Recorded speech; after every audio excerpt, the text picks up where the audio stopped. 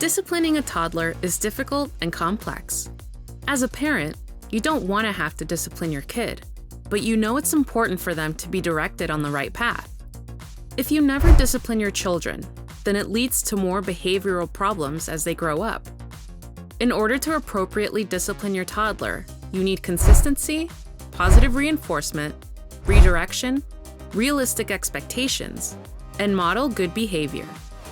Let's first talk about the difference between discipline and punishment, because that seems to be confusing. Punishment is when your child does something wrong and you provide them with a negative outcome, outside of just natural consequences. This could mean timeout, spanking, or taking away privileges. The primary goal of punishment is to discourage unwanted behavior. You do X, and I will do Y. Many parents tend to punish their children because they believe it has immediate compliance. However, punishment might not be the best for long-term change or understanding. Punishment can lead to more unwanted behavior because they weren't taught about better alternatives. Discipline, on the other hand, focuses on teaching and guiding a child's behavior in a positive and uplifting way. The goal of discipline isn't meant to belittle them or make them feel like they are failures. It is meant to teach them.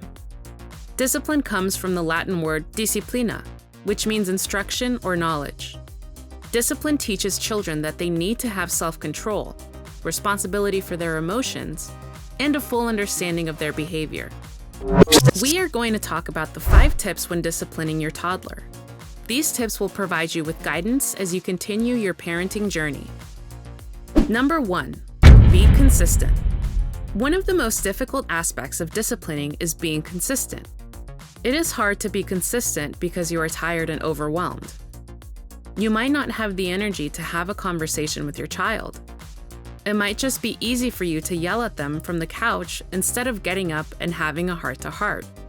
We get it. But being consistent is essential. It allows your child to know there is a steady and predictable approach to the rules. They know there are expectations and they understand the consequences. When rules, boundaries, and consequences are consistent, children are able to learn what behaviors are accepted and expected. Not only that, but predictability allows children to feel secure and safe in their environment. With consistency comes fairness. Toddlers are all about fairness. When children see that the same behavior leads to the same outcome every time, they are less likely to feel like they were unjustly treated. By providing consistency, you will reduce the amount of tantrums and outbursts that your toddler displays. Number 2, use positive reinforcement. Positive reinforcement is actually one of the easiest things you can do to help your toddler make good decisions. Positive reinforcement doesn't have to be a gift, food, or money. It can simply be telling your child that they did a good job. You can encourage them and make them feel on top of the world.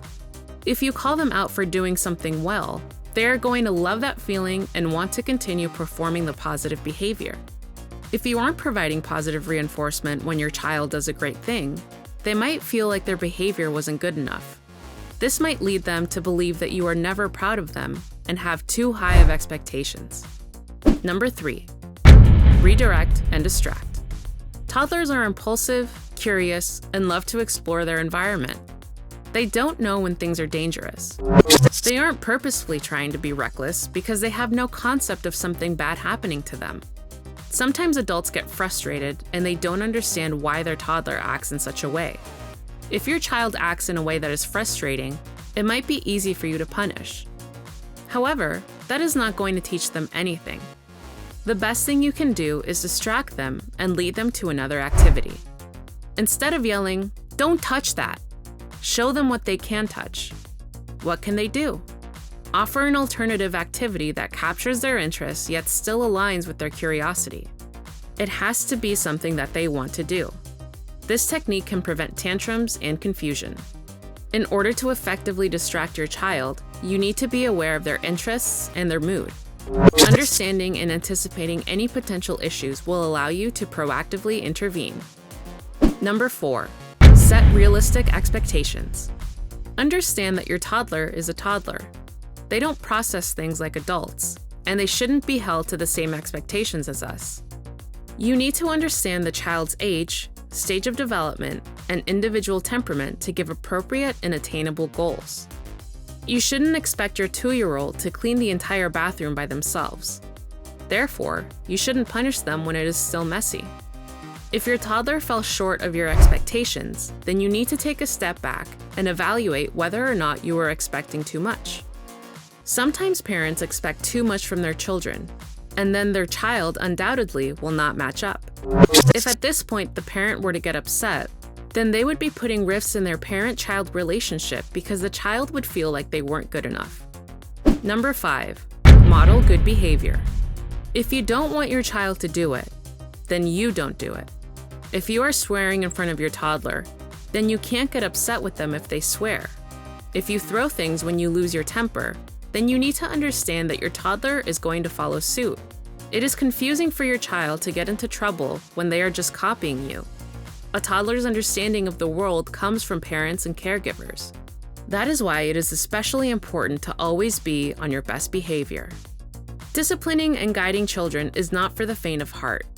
It takes a thoughtful, patient, and well-balanced approach while catering to each individual child's needs. Ultimately, discipline should be rooted in love, understanding, and the desire for your child to feel supported while also striving to become responsible and respectful people.